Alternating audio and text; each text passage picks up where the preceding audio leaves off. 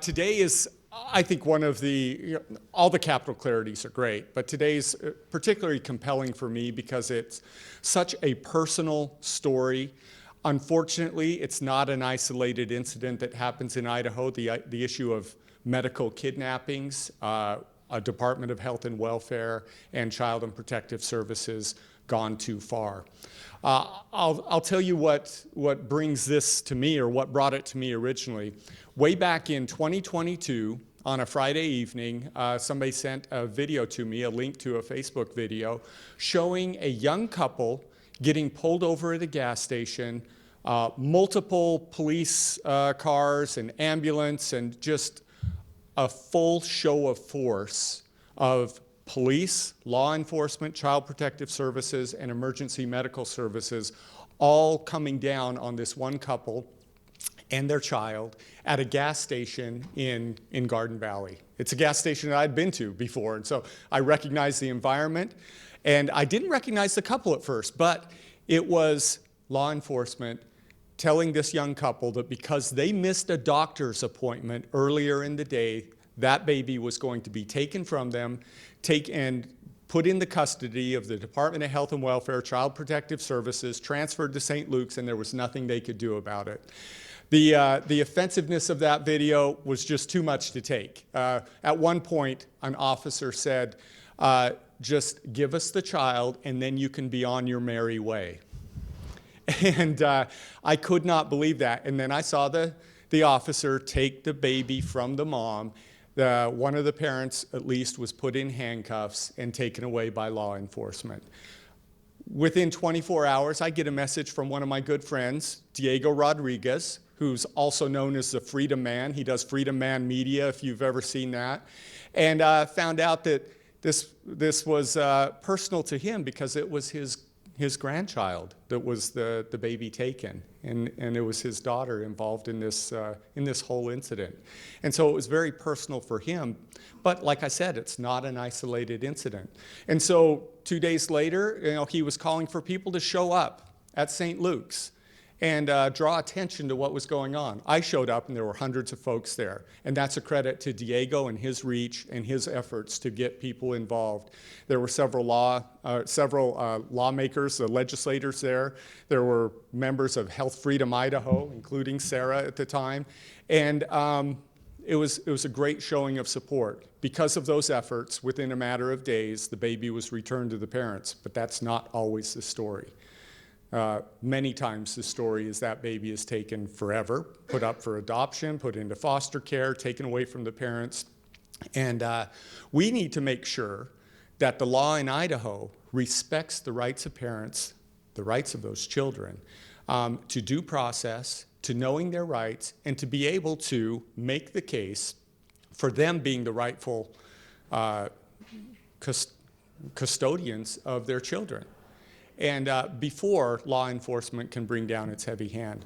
I remember when I was in the legislature at the time, we brought forward a bill that just simply said that if Child Protective Services shows up with law enforcement, they have to inform the parents of their rights before any interviews can happen, any searches can take place. You would not believe the opposition to that simple bill, just an informing of rights of families before their rights are completely violated. That bill, unfortunately, did not pass. There is still work to do in Idaho to protect the rights of parents and children and to limit the reach of Child Protective Services and the Department of Health and Welfare. Medical kidnapping should never be tolerated in Idaho. And that's the subject of today's topic. We're going to do this in 2 steps. First of all, there is a movie called Never in America. It was produced by Ryan Matta, and it features the Baby Cyrus case. Cyrus is the name of the baby I was just talking about.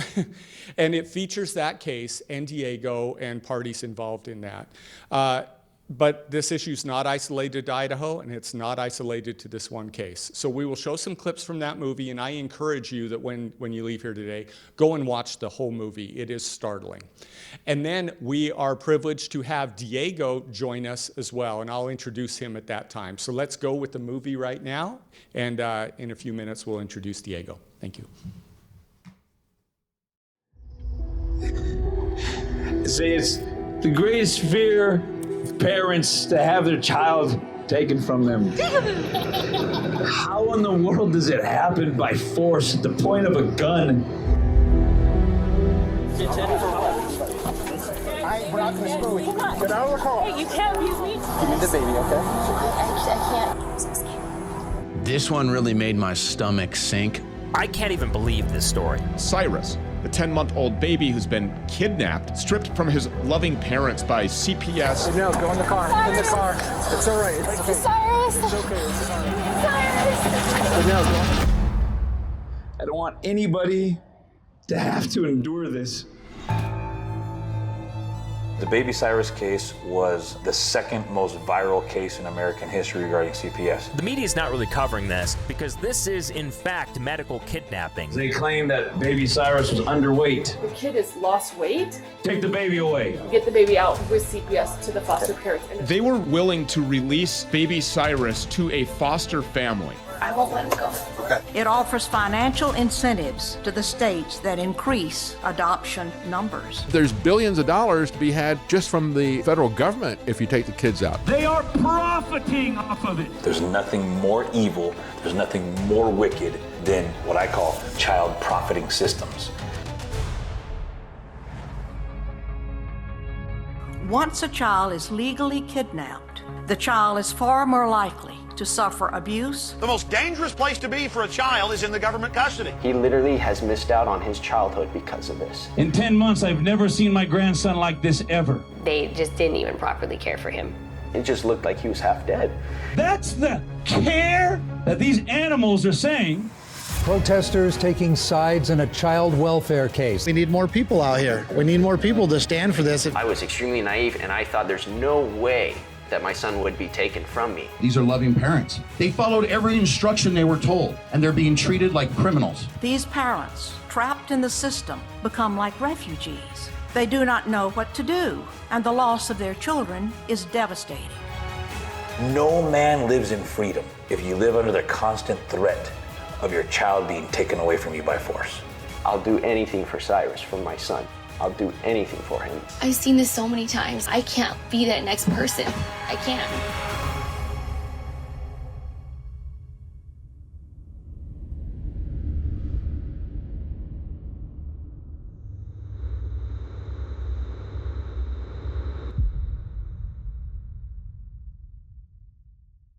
Also authorizes additional funds that program needs because it is working.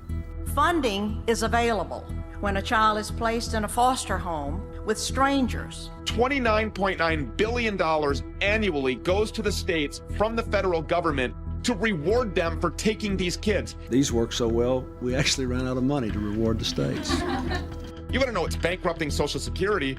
So this law, ASFA, requires a recoding or rewriting of the Social Security Act in order to create funding mechanisms out of Social Security to pay for CPS, foster care, and adoption nationwide. So did you say it's taking money out of Social Security? Yeah, absolutely. So the Social Security that's not sustainable already as it is. That's exactly right. Our government has been liquidating or looting that treasury. Billions of dollars. So that they can fund an apparatus that is literally kidnapping and trafficking American children. 100% correct. And are they selling these children as well? Are they profiting off from giving these children to a home? Yes. Jeez. But they call it adoption.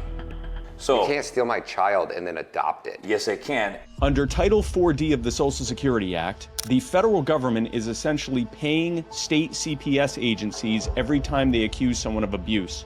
Yes. And so, if you subsidize apples, you get more apples. You subsidize corn, you get more corn. They're subsidizing abuse allegations, even if they don't have to be proven true or false or anything. It's just all they have to do is make the accusation, and they get more money. Because that's how it's set up. With recent changes at the federal level, state government gets reimbursements based upon the rate of adoptions. It's an allegation we've seen many times in our 3-year-long investigation of Kentucky CPS, that instead of trying to bring families together, the cabinet forces adoptions to earn more federal bonus money. You get praise. The cabinet praises you for terminating rights and adopting the kids out immediately. She says the concerted effort to take children away and put them up for adoption was so brazen, she actually saw someone successfully place an order for children. This is alleging kidnapping within the system. What else do you call it?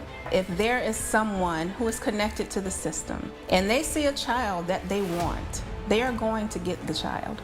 The Williams are among 4 Florida families now suing the governor and leaders of Florida's Department of Children and Families and other state foster care organizations, accusing the organizations of fabricating evidence, hiding and withholding key information, and ignoring state and federal family laws so they could snatch children from their biological families and then adopt them out to system-connected strangers. It's happening all over Florida. So this is much bigger than these 4 families. It's much bigger. The system is a lie. That's just what it is.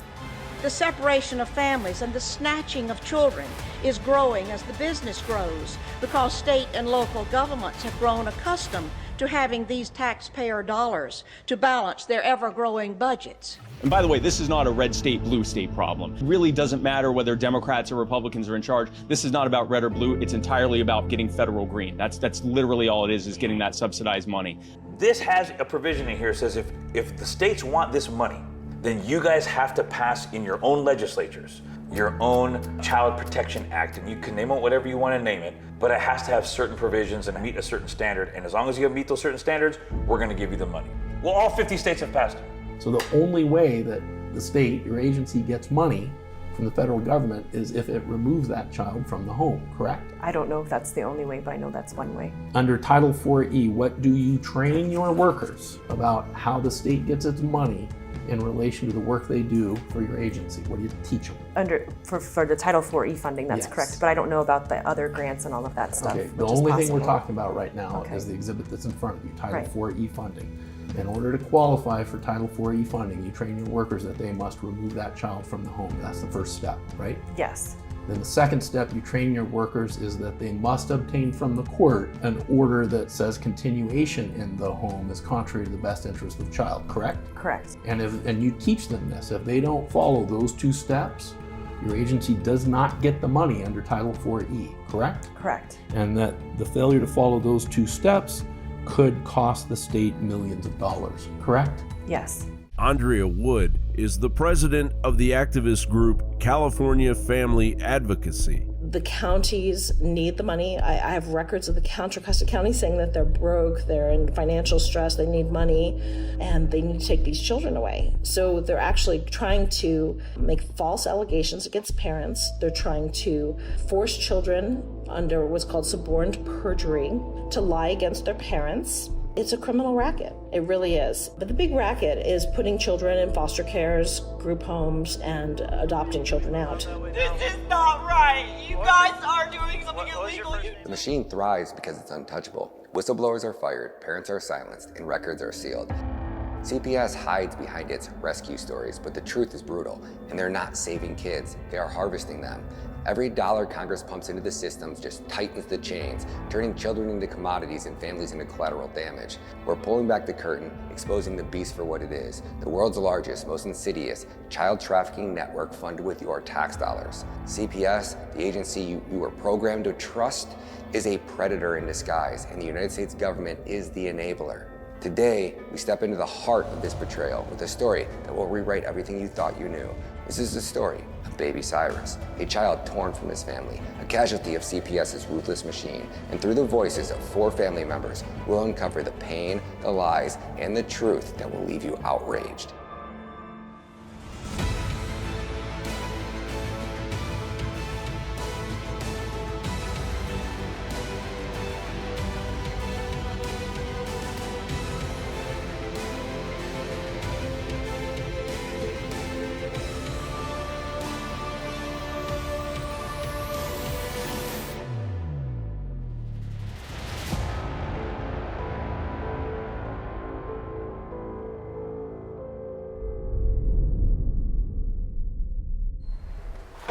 All right, let's do this.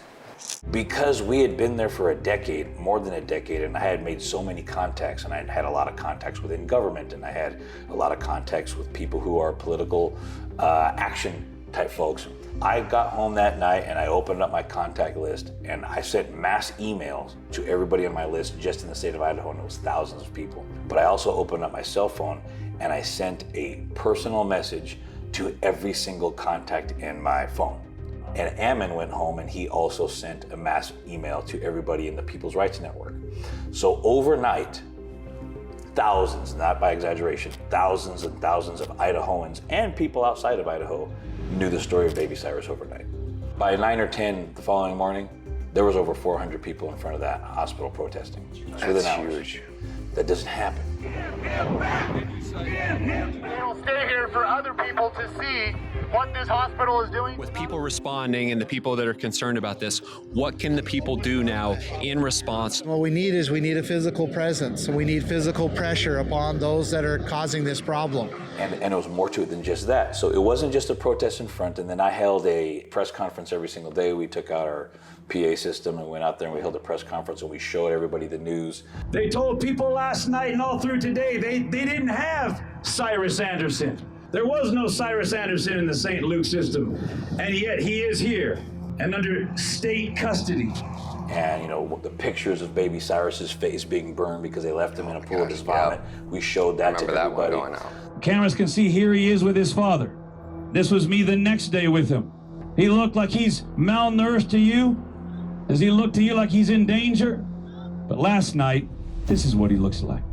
He's now appears malnourished. My daughter said in 2 days, he's a completely different person. He's unresponsive. That's the care that these animals are saying that he has to have by force at the point of a gun, mind you. So we did all of that, but at the same time, we asked people to make phone calls, we asked people to send in letters, and we asked people to send in emails. And people did it. So here's the difference. How many times people say that, but nobody does anything? Absolutely. This time they did. For whatever reason, God inspired people, the story inspired them, whatever reason, thousands, this is not me saying this, St. Luke said this. St. Luke's, as part of the lawsuit, said that we shut down their phone system. That so many emails came in that they couldn't even do work because their emails are so flooded. If 2 people made those phone calls, nobody would care. But it was non-stop. We shut down their communications for days. So if you guys want us to go away, I'll make it very simple for you. Give Baby Cyrus back. Behind the scenes, we have political actors, people who are in the state legislature. 6 people from the state legislature, to their credit, got up at our daily events and took the microphone and said that this is wrong. What I've seen in video is chilling to me. I can't imagine we're at the point where we have uniformed officers ready to take a baby out of a mother's arms when they know that mother has promised that they would not be separated from their baby. The government is not the authority of how we should parent. CPS, hospital staff, they are not the authority of how we should parent, and they have put themselves in that position between us and God as we seek to raise our children. Contact your legislators, please let them know. You tell them, hey, this is wrong and we need to fix this tonight, and you as my representative need to be looking into this. So what happens? Thousands of people at the ground level fighting and communicating shut everything down. That this is why as soon as they gave him the green light, hey, you got to get rid of that kid. He was like a hot potato, man. Get rid of him, get rid of this kid, get rid of this kid, get rid of this kid.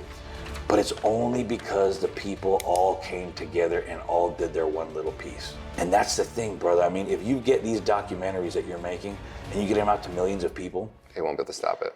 And just 10% of those people take a small action, they can't stop the railroad, bro. They can't stop the train. They can't. All right, so what's the word? What are we hearing here? Well, we heard somebody say praise God, and then we looked and there was a video that Channel 6 stated that he's home, and it's been confirmed from Auntie Miranda, and she is saying Cyrus is home. All right. It worked. Good job, guys. Oh my God. So, yes. Apparently, you don't need judges for justice.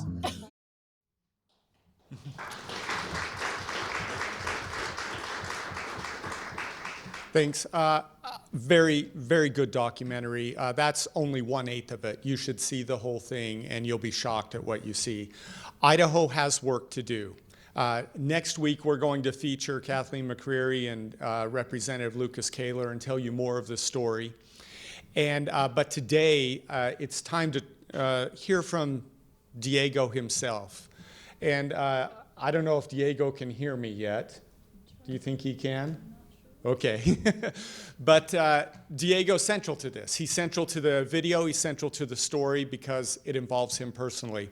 I've known him for years now. And as we turn the time over to Diego, once he can hear me, I want to give him just a little bit of instruction here. Sarah's awesome, by the way. Yeah. I can hear Ron. Oh, there we go. Good. He can hear me. All right. So, Diego, I'm going to turn the time over to you, and I'd like you to answer just a couple of things for me in this. This story is an anomaly, like we said. Most of the time, the babies are not returned to their families. And I'd like you to talk for a few minutes about that experience, about what was necessary for this to have a happy ending, if you will. And also, if you wouldn't mind telling us why you're on our screen and not here in person, because there's something compelling about that as well. So I'll turn the time over to you, Diego, about 15 minutes or so. That'll give us some time for question and answer as well. So, Diego, thank you for joining us. Sure thing, and Ron and Sarah and everybody else there at the Idaho Freedom Foundation and everybody else who's involved in putting this together. Thank you guys for hosting this and giving the opportunity for Idahoans to know the full story, or at least more of the story. The story is so full, it's nearly impossible to describe all the details because there's just too much involved. But at the core issue is not difficult to explain. The core issue is not difficult to repeat. It's simply medical kidnapping. And you might want to get upset at Idaho and say Idaho's terrible and Idaho's legislature is doing a terrible job, but this is in all 50 states. We live in Florida now, as most of you know, and Florida is just as bad. In fact, many of the so-called conservative states, the red states as it were, Florida, Texas, Idaho, they're some of the worst offenders when it comes to medical kidnap and child kidnap. So there is no place clean when it comes to government subsidized child trafficking, what we're seeing right here. So thank you guys so much for bringing this to people's attention, because I think on our side of the aisle, if you want to talk about political aisles, and I don't think this has a political aisle because this affects everybody, every color, every size, every shape, every political affiliation, everybody is affected by this, literally. And so this is, if there ever was a cross aisle issue, it's CPS and child kidnap, government subsidized child trafficking in America. It's just everywhere. That's, right up front. And so many of us on this side have a lot of pet issues that are important to me as well. The issue of abortion, being pro-life, smaller government, lower taxes, all of those things being government friendly, being small business friendly. All these things are things we tend to say, hey, this is super important. And somehow the most important issue of all, whether or not your children belong to you or not, whether or not you can have your own children, has just been swept under the rug. And I think that we need to make this such a big issue that it is just as important to our side and to America as the abortion issue, because it literally is just as evil and just as wicked. And I could describe that in a minute. So thank you for bringing this to everybody's attention. I'll answer your second question first, which was, how come I'm not there personally? Well, as I mentioned, of course, I live here in Florida. And so while I would have made the trip to come on out there, I cannot physically appear in Idaho because if I did so, I would be arrested. I have 2 warrants out for my arrest. They're in Idaho. I've never committed a crime. They have no criminal charges against me. The 2 warrants I have for my arrest, I don't even know what they're for me specifically, other than it's been referenced by other people in the lawsuit, what it's for. But apparently they stem from contempt charges that were given to me in court as a result of this civil action. And the civil action I'm referring to is after we got Baby Cyrus back, which will tell you that story, and you can see that story there in the documentary. The hospital, St. Luke's Hospital, which you saw there in the video that was just showed to you, they sued both myself and my good friend Ammon Bundy for defamation. They said, hey, you guys told defamation. You guys told the world what we did. How dare you tell people what we did? We're going to sue you for defamation. And if you know anything about lawfare and the legal process in this country, and Idaho in particular, there's a lot of anecdotal evidence that while Idaho maybe is not worse in terms of CPS, it is particularly egregious in terms of lawfare.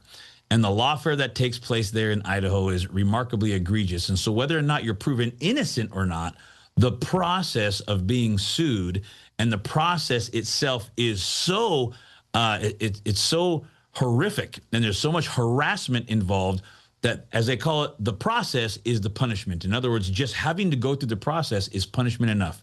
It will bankrupt most people. It will emotionally, intellectually, physically, and financially exhaust all of your resources. You won't have any energy or time for anything else.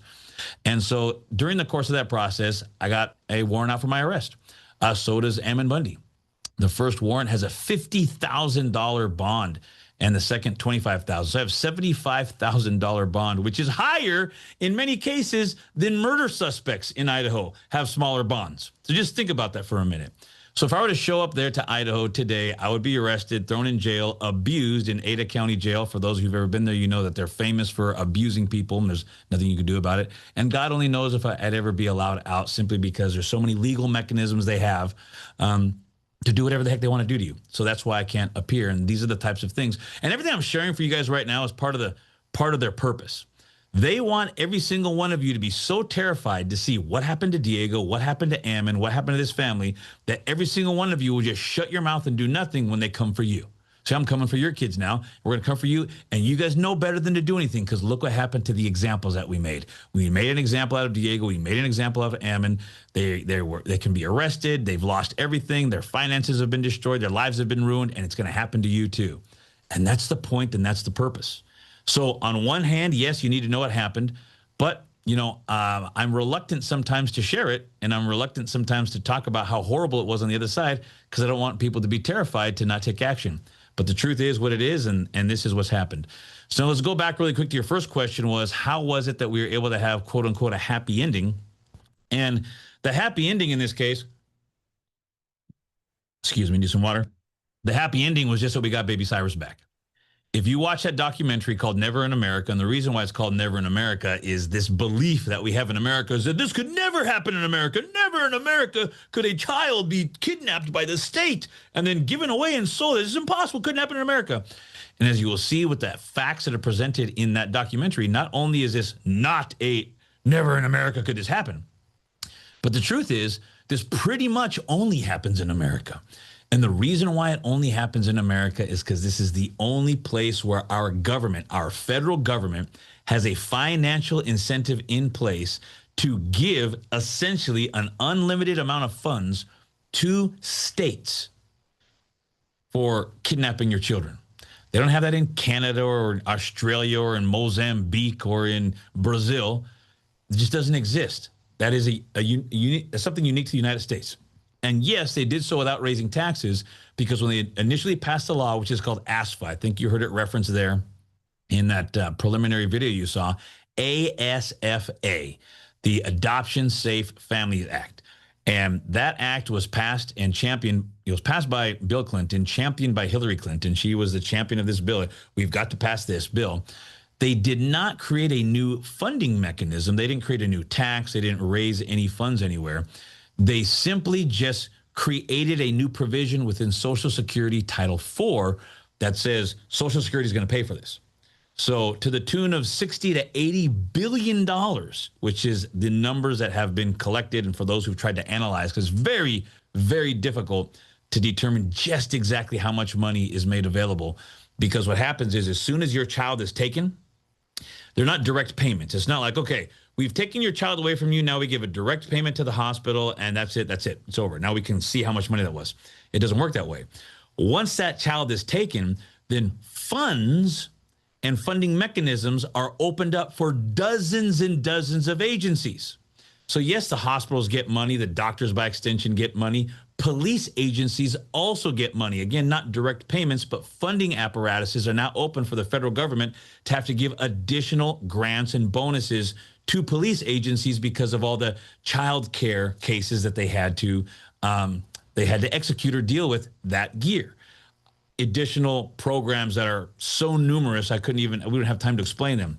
But, parent training programs, conflict management programs, all these different programs and government programs that exist that now get funded because children have been kidnapped. And now you as a parent have to go to this program that's government funded. So you have to learn how to raise your child, or you have to learn anger management issues, and you don't have any anger management issues, but now you have to go on and on and on and on. And it's endless, the number of government-funded programs that now exist. The hospital, in addition to the Idaho Department of Health and Welfare or whatever department in any of the 50 states is getting direct payments from Social Security, the hospital also now has access to Medicare and Medicaid funds. So now that they have a child that's been forcefully taken away from their parent, the hospital literally, in St. Luke's, this is exactly what they did. And most hospitals nowadays do this. They'll put a band around the wrist of your baby. And if you've ever been to a hospital, there's nothing new about seeing a band around yourself or around a child or whoever. And it's got a barcode on it. And they literally will just order up everything they want to order in terms of tests, in terms of products, in terms of equipment that they need to treat the child or to treat you or what have you. And what do? They just scan it, beep, order an x-ray, beep, order a CRT scan, beep, order a CT scan, order an MRI, beep, order a blood scan, beep, order this equipment that we need, beep. And they're just literally like your child is being beeped at Aldi's or you guys don't have that over there, at Fred Meyer or at Albertsons, and you're just going there and you're buying all your stuff. That's what they do. And they're just racking up the bill from here to the end of time. And it's just free money that they're getting. And so the point is the funding mechanism exists. It's there and it works in all 50 states. It's not until you understand that funding mechanism exists that you can understand, oh, this is why this is happening. And it's not like other countries wouldn't do this because those countries aren't evil. It's just that those other countries aren't doing it because they don't have a funding mechanism from the federal government to give to the states. If other countries instituted it, I guarantee you, if they instituted that funding mechanism, it would happen in those countries as well. But it happens here in the United States because the funding mechanism already exists since 1997. It started then. What you're going to see over time, from 1997 moving forward, just like any evil starts small. And then it gets away with something, and it gets bigger, and it gets away with that, and it gets bigger, and it keeps getting worse and worse and worse and worse. You can see this in every single industry that exists. You get away with a little something, or even people who are, serial bank robbers. They started off stealing a Snickers bar at their local Albertsons, and they got away with it, and before you know it, they're serial bank robbers. It's the same thing here. You'll see after 1997, CPS got a little bit worse, and then it kept getting worse and worse. And it used to be, for all you guys who are there watching, it used to be that this was primarily something that affected not just inner city, but mostly minority single women. If you were Hispanic or black, brown or black, as we like to say, I know I got to be politically correct around here, and however you guys want to identify these cultures and people groups, then if you were a single woman, and for example, you're 16, 17, 18 years old, you're a single mother because you got pregnant out of wedlock when you were young, you don't really have a base of support. You're a very, very easy target. And that's who they've been targeting for literally decades. Fast forward all the way to COVID, and really the first, Trump presidency there from 2016 to 2020. And you will see, and even though definitely during Obama's, reign as well, at that time you saw that the left took it upon themselves to use the institution of government to attack its political enemies. You saw this, for example, with the IRS attacking right-wing conservative, groups who donated to Republican Party candidates and things of that nature. And that was not a conspiracy. They called it a conspiracy at the time. And then, of course, later it came out to be true. And the director of the IRS had to step down and make a public apology. But here's the most important thing to remember about that particular case. There were zero consequences at the IRS. Nobody got in trouble. Nothing happened. It was just a public apology and move on. And that was that. Sweep it under the rug and move on. And if you want to know how come nothing ever happens with CPS, it's because there's no consequences. The hospital faces no consequences. The judges face no consequences. The police face no consequences. The doctors face no consequences. Nothing happens. In fact, they're just getting paid more and more and more and more. And then when somebody tries to stand up and say something about it like us, we're the ones who face the consequences. We're the ones who get smacked down. So that happened all the way. Anecdotally, you saw this happen in the Obama era and then in the Trump era as well. As you know, I don't have to tell you guys, there was a lot of undermining that was happening during that administration. You get all the way forward to COVID, and things just got really out of control because the left side of the aisle, the side that wants big government and government control and the nanny state, started using the institution of government, and we only have proof of this anecdotally, but to go after political enemies. If you are and it used to be the target, again, the target used to be single minority. I hate to use that term. That's why I struggle to say it, but single minority mothers. And all of a sudden it shifted. We saw a huge shift towards conservative people, and very specifically at the very top of the list were anti-vaxxers. That's the term they use, not me. That's the term they use. And I would be considered one. And probably many of you guys would be considered an anti-vaxxer. Those were the people who started being targeted. Oh, you don't agree with government's mandates? You don't agree with the government saying you need to load your children's bodies full of toxins against your will? Then we're taking your child away. So start off as anti-vaxxers, then it became homeschooling families, and homeschooling families have been targeted for a long time, but it became worse during the COVID years. Anybody on the right wing, people who watch Ron Nate's podcasts or whatever it happens to be, you know, folks who are involved in right-wing groups like Health Freedom Idaho or the Idaho Freedom Foundation or any groups like that, or if, you know, you listen to Rush Limbaugh or you watched Fox News, those are all the type of people who were anecdotally being attacked. And so many of you guys are thinking, wait a minute, I'm all of those. I homeschool. I'm a Christians, by the way. You put your faith above everything else. So if you're a Christian, you go to church. If you're more than a nominal Christian, like you go to church regularly or even more than once a week, or you do something like publicly Christian, so now you're an intense Christian, then it's even worse. The attacks against you are even worse. Many of you guys are thinking, I'm all of those things. I'm anti-vaxxer, I'm a Christian, I homeschool, I listen to right-wing content, I vote on the right, all those types of things. You're being targeted. You were being targeted then, and none of this has changed. The targeting is the same. Nothing's gotten better in Idaho since the Baby Cyrus case. I hate to tell you that. I wish I could tell you otherwise. I believe that's why we're doing what we're doing right now, is to help bring about that change. So the question initially I was asked as I bring that context to you was, well, then why was there a happy ending in the Baby Cyrus case? There's basically only two answers to that question. I guess I can give you three, and I'm still going to put them under one big umbrella. The big umbrella was a miracle took place. That's it. This was a miracle. And this is why it's so important that we take action, because while you want to have faith that miracles can happen and you want to believe that God will do a miracle for you, we don't depend on miracles. You shouldn't build your life on the hope that miracles will constantly happen for you. Life itself is a miracle, etc. I believe in God. We have strong faith. Many of you guys know that. God did a miracle for us here, but we shouldn't be depending upon miracles. We should have a certain amount of confidence in legality and civility and righteousness that should already exist, as opposed to tyranny exists and now we need a miracle. And so that being said, a miracle took place, whether it was God putting on the hearts of people to respond or to do something about it. But I would say there are essentially two additional things beyond that first overriding miracle. And that was, one, we were fortunate to have a lot of visibility and a lot of contacts all throughout the state of Idaho and beyond. So, and we had friends as well that were all connected as well. So folks who were there in that room, you guys all reached out and sent this information to everybody you know. You saw there in the video. I did. Ammon did, because Ammon's a very close friend of our family. And many of you guys all did as well. And so this just had that ripple effect. We sent it out to people we knew. They sent it out to people they knew. And the exposure became viral, and it happened fast. So that was number one, was there was a lot of contacts and a lot of visibility that this case had. And why is that so crucial and critical? Because this happens every single day. In Idaho, this happens 4 times a day. In fact, it's noon over the year time. So 2 children in Idaho, statistically speaking, have been forcefully taken away from their parents at the point of a gun by sadistic police officers who forcefully took them away since you guys woke up this morning till right now. It's already happened twice. And by the end of the day, it'll happen 2 more times. Those are just Idaho statistics.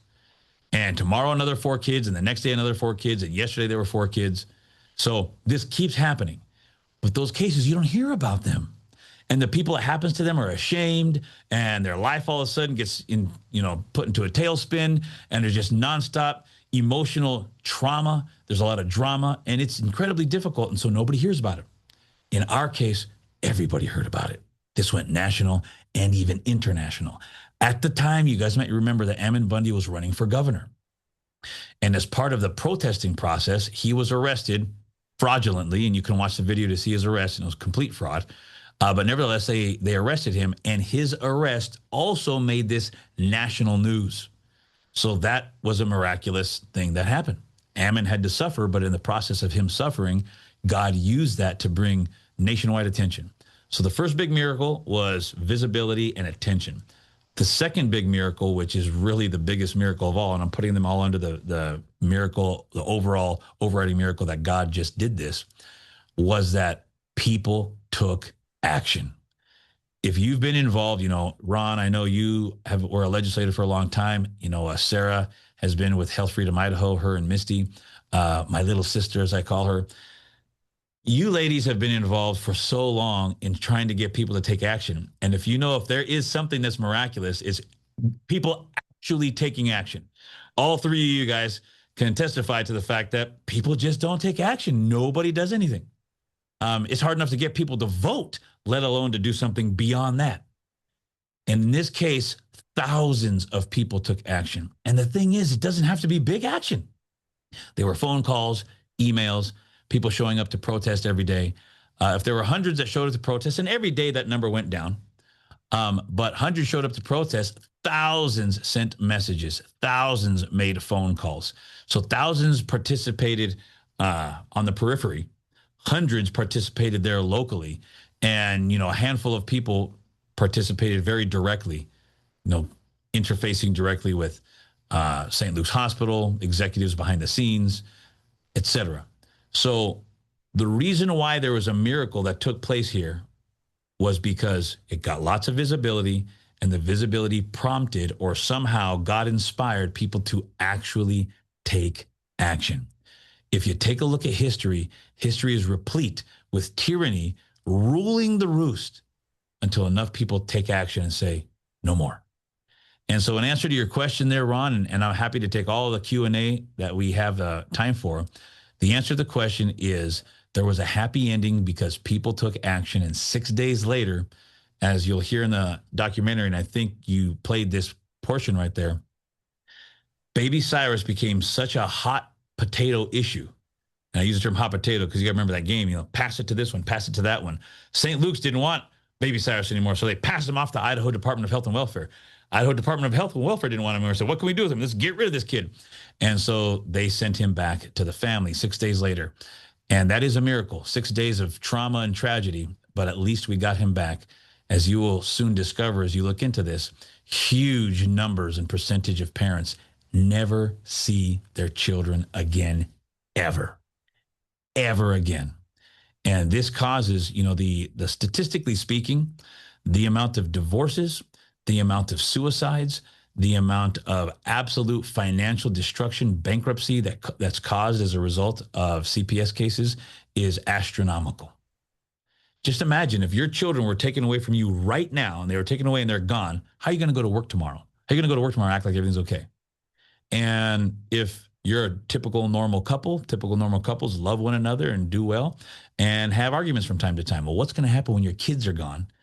And if you don't have a strong basis in faith to hold yourselves together, husbands and wives bite and bicker and fight with one another. And it creates additional problems between them. And then CPS counts on that happening because they can point to it now. Oh, look at this couple. Oh, they're not fit. They're not fit to be parents. That goes on. And of course, the financial destruction is just extreme. The emotional destruction is outrageous. And people typically lose their kids forever. I'll say one last thing before we open up to Q&A, or you can lead me to whatever you want to uncover next. And that is this.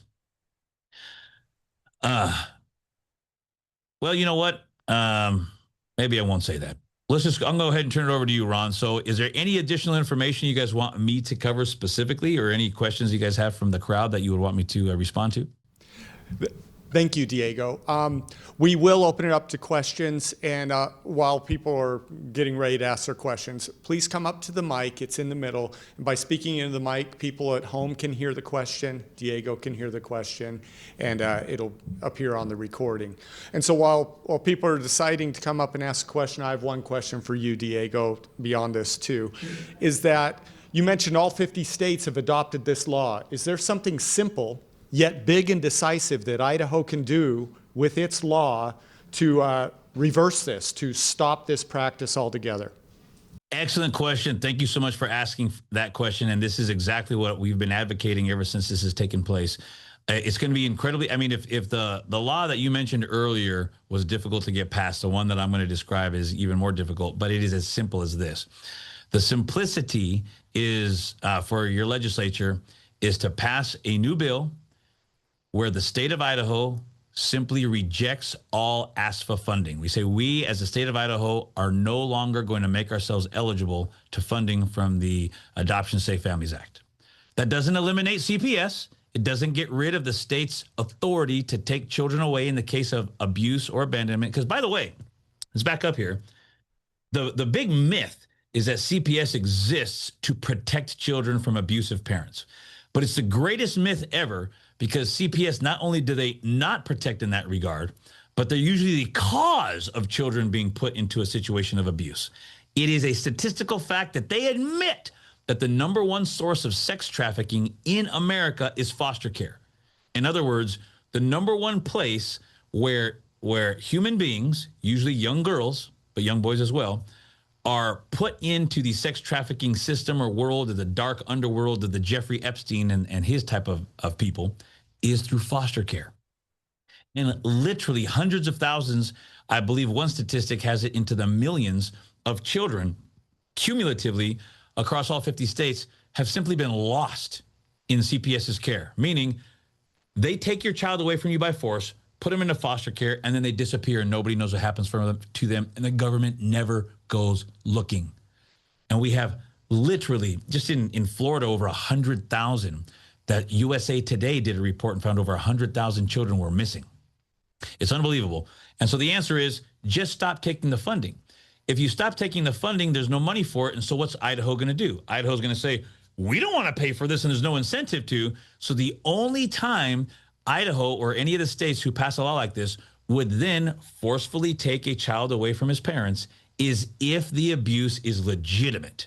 If the abuse is legitimate, I think every single one of us wants the state to step in and protect the child. But they're not protecting the child right now because they're incentivized to take the child for no reason at all, just because we get money. So what would happen then is Idaho would say, well, we're going to have to carve it out of our budget. We're going to have to pay for it on our own, and we don't want to pay for it unless it's legitimate. If we were to do that, and if Idaho were to do that, you would reduce medical kidnapping, I would say, by 99% overnight.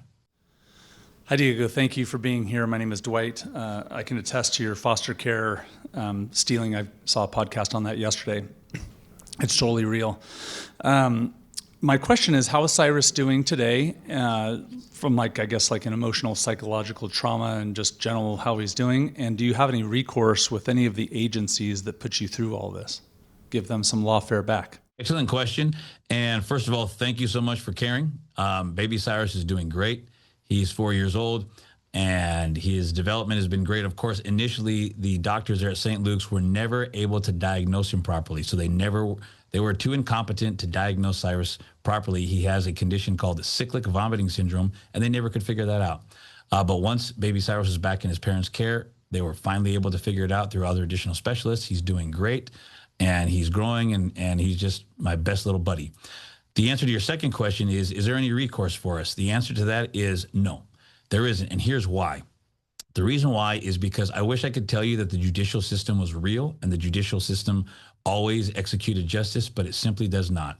And as was told to me by one of America's premier lawyers, in fact, the only lawyer ever to win against Pfizer in court, he told me after looking at the docket that Judge Lynn Norton, who actually is married to someone who is an employee of the Bureau of Land Management, the Bureau of Land Management, of course, being the same BLM that wants the Ammon Bundy family dead, and this was exposed in court. She was the judge who ruled over our case. And these judges have absolute power in their courtroom. And as this attorney told me, I've looked at the docket, and this judge is so biased against you and Ammon, there's absolutely nothing we could do about it. So unless you have a true and honest judiciary, there's just virtually nothing you can do. In fact, trying to do something would harm us more because we just have to spend so much time and so much money trying to fight in a system where you're asking people to review themselves. Diego, you did a documentary on Pizzagate.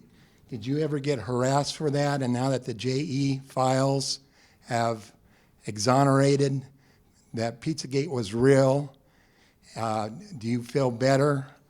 And then I think we're in a one world government, Antichrist government with satanic pedophiles running everything. It's unfortunate there are satanic people everywhere. I'll just give you a little part of the reason why I am involved and active is, you know, if you look, the reason why, like I was just making claims against the judiciary and complaining about them. But what would you expect if Christian people and honest people and believers and people with morals abandon their place in civil government? Who do we expect is going to fill the vacuum? By definition, if honest believers and honest moral Christian people do not fill the vacancies in government, and we don't have Christian judges and Christian politicians and Christian governors and believers and moral people who are in these seats of authority, then by definition, who's left are only wicked people. And so I know we often think that, you know, oh, look, Satan is doing all this work. Is it really Satan's doing so much work, or is it the fact that moral, honest people have abandoned our duty to our civic duty to be salt and light and to make government, you know, more like Christ? The answer to your question about did I face any blowback or anything like that, the question there and what he's referring to is that, and I don't have time to explain all this. You guys can go look it up, but in Pizzagate, if you know the whole story about Pizzagate, it was actually directly connected to Idaho because Laura Silsby, who was the smoking gun, you know, the woman who had kidnapped over 30 children in Haiti after the earthquake, and then was released from a Haiti prison because Bill and Hillary Clinton personally negotiated her release. Well, she came back home to Meridian, Idaho, where she lives, changed her name from Laura Silsby to Laura Gaylor when she got married. She then worked for a company that provided the software for the Amber Alerts all over the country, which is supposed to stop kidnapping. And now she works for the Idaho Department of Health and Welfare as a foster care parent. So literally one of the most famous child kidnappers on planet Earth lives there in Idaho, and she is a foster care parent to this day, as far as we know. Diego, good afternoon. My name is Representative Lucas Kaler. I represent District 11 in Caldwell. And I just want to say I'm very familiar with your case, and I'm a huge fan. Thank you for everything that you have done to bring this forward to date, to keep people informed and up to date about what's happening, not only with your grandson, but exposing what's happening around the state and around the country. I'm joined here today with a good friend and a constituent from Caldwell, Christine McCreary. She is the founder of the nonprofit Parents Objective with Essential Rights. She advocates on behalf of parents and families who have been torn apart because of the child protective services in this state, and she works to advocate to provide reunification and transparency between the Department of Health and Welfare and the family. So she and I have crafted and been working on legislation. We have 5 individual pieces of legislation that we are trying to get heard in the Health and Welfare Committee. One that defines medical neglect, one that defines medical kidnapping and provides a cause of action by the affected party, a very broad statutory reform that would change and raise the evidentiary standard and the burden of proof throughout all of the Child Protective Act and Title 16.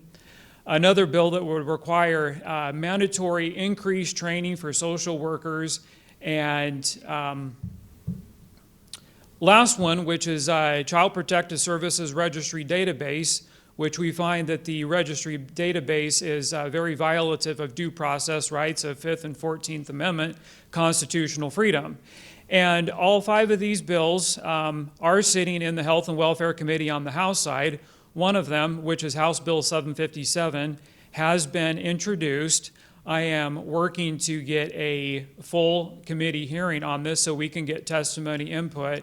So, Mr. Rodriguez, my ask to you as a representative of the state of Idaho who is very interested in advancing your cause as well as all of the affected parents, would you please call and email Chairman John Vanderwater of the House Health and Welfare Committee, since you are so close to this, and say, I very much support this legislation. Would you please give these bills a hearing? So yeah, I'd be more than happy to do so. You know, you can talk to Sarah or Ron afterwards, and they've got my contact information. And feel free to give them, Sarah, like my Telegram, and you can contact me there directly, and I'll work with you to do whatever I can to help. All right, thank you. Wonderful. We thank you very much, and I just want to say that he's not alone in this, that it happened to me in 2019 with my 15-year-old son when he had the flu. This is not just an isolated case. It's happening to very many people. So thank you for your time. Thank you. We have time for one more very short question. Diego, David here. Will you please tell the story about you not being allowed to testify in front of the Supreme Court and who made that ruling? Okay, so basically, you know, as you guys know, I live over here in Florida, so I can't get over there to the state of Idaho, and I was not allowed to come. I was not allowed, first of all, to Zoom in remotely. Now, the Chief Justice, which is Chief Justice G. Richard Bevan of the Idaho Supreme Court, he wrote a memorandum very plainly stating that remote appearances via Zoom are acceptable as lawful appearances in the court of law. It's important to understand the context and why he did that. He did that very specifically because it was a CYA maneuver in order to protect him and all the Idaho courts for people who were not showing up in court during the COVID years. You guys might remember in COVID, during the court times, people were not coming into court because of all the nonsensical, you know, fear about walking in with COVID, et cetera. So they were allowing everything to be remote appearances. Well, people were challenging that. And so to cover their tracks, he writes a memorandum saying that remote appearances, not only were they acceptable, but he lauded them as being something wonderful because it increases, you know, people's ability to participate in the process, et cetera, et cetera.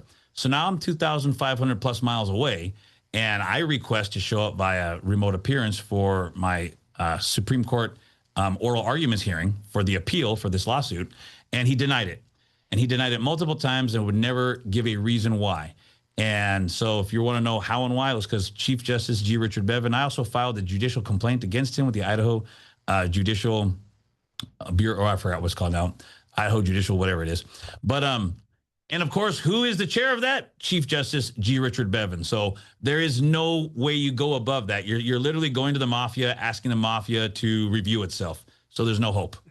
Thank you, Diego. I appreciate all your time and all your work on this issue and everything that's going on. I'd like to also thank Sarah for her technical help and Josh Turnbow. It's always stressful to get the technicals right, but it was beautiful today. Thank you again, and we'll see you next week.